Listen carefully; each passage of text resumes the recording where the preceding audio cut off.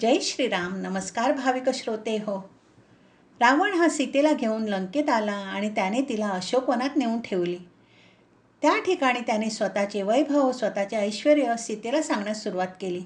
माझ्यासारखा पराक्रमी हा भूतलावर कोणी नाही.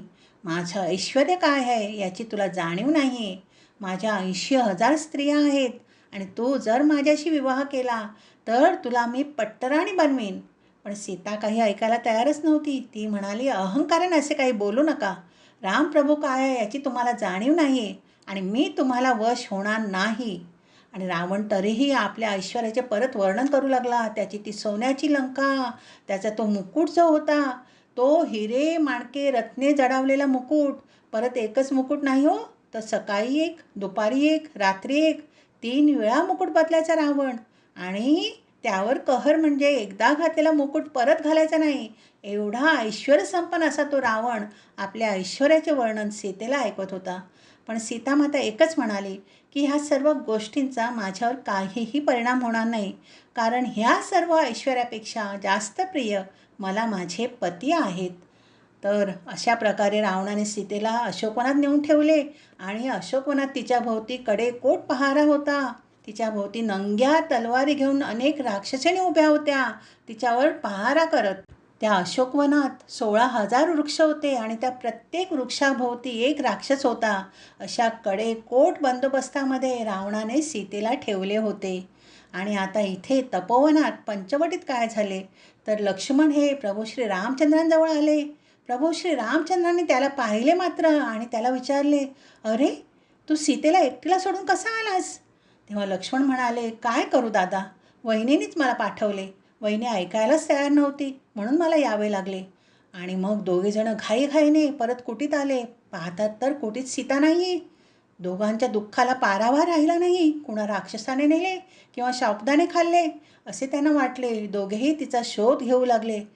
रामप्रभू सीते सीते म्हणत होते, लक्ष्मण वहिनी वहिनी म्हणून म्हणत होते आणि संपूर्ण रान पालथे घातले त्यांनी. रामप्रभू वेलींना विचारू लागले, झाडांना विचारू लागले, पशूंना पक्ष्यांना विचारू लागले, माझ्या सीतेला पाहिले आहे का हो, माझ्या सीतेला पाहिले आहे का हो. आणि लक्ष्मणाने सीता नित्य ज्या स्थळांवर जात होती पाण्यासाठी धुण्यासाठी तिथे जाऊन पाहिले. गोदाघाट, वटवृक्ष, नद्यांचा संगम या सर्व ठिकाणी लक्ष्मण जाऊन आले. पण सीतेचा कुठेही पत्ता लागला नाही. आणि आता मात्र रामप्रभूंचा धीर सुटला.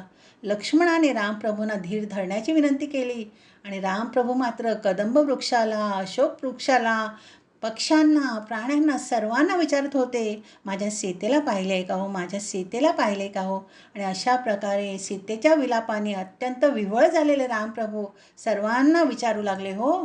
आणि रामप्रभू आणि लक्ष्मण सीतेच्या शोधात फिरत असतानाच त्यांची जटायूशी भेट झाली आणि जटायूने त्यांना घडलेला सर्व प्रकार सांगितला आणि जटायूने प्राण सोडला हो.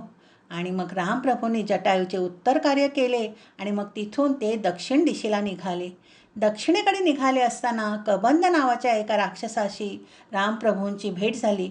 आणि जो कबंद म्हणजे जो कमरेपासून खाली लोळा होता. आणि राम, लक्ष्मण व कबंदाचे जोरदार युद्ध झाले.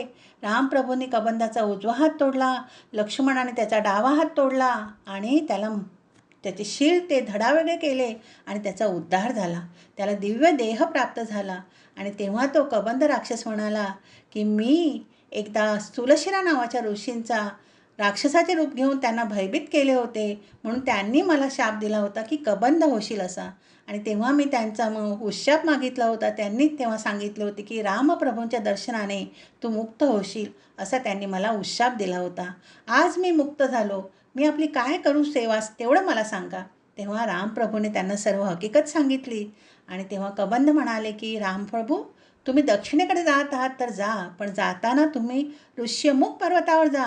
तिथे तुम्हाला सुग्रीव नावाचे वानरवीर आहेत ते भेटतील आणि हे वानरवीर तुम्हाला निश्चितच सीतेच्या शोधामध्ये सहकार्य करतील, मदत करतील. त्याची तुम्ही भेट घ्या. पण सुग्रीवाला भेटण्या अगोदर तुम्ही शबरीला भेटा. ही मातंग ऋषींची शिष्य आहे आणि फार दिवसांपासून ती आपली वाट पाहत आहे. मातंग ऋषींनी देह ठेवताना सांगितले होते की शबरी, तुला रामप्रभूंचे दर्शन होणार आहे. आणि रामप्रभू तुला नवविधा भक्ती सांगतील आणि त्यावेळेस तू मुक्त होशील, म्हणून रामप्रभू ती रोज तुमची वाट पाहत आहे. अशा प्रकारे कबंधाने रामप्रभू आणि लक्ष्मण यांना सांगितले आणि कबंधाने आपला देह सोडला. आणि आता मग पुढे प्रभू श्री रामचंद्र आणि लक्ष्मण हे हम्पीच्या दिशेने ऋष्यमुख पर्वत तिथे निघालेले आहेत. ती कथा आपण पुढच्या भागात बघूया. बोला जय श्रीराम.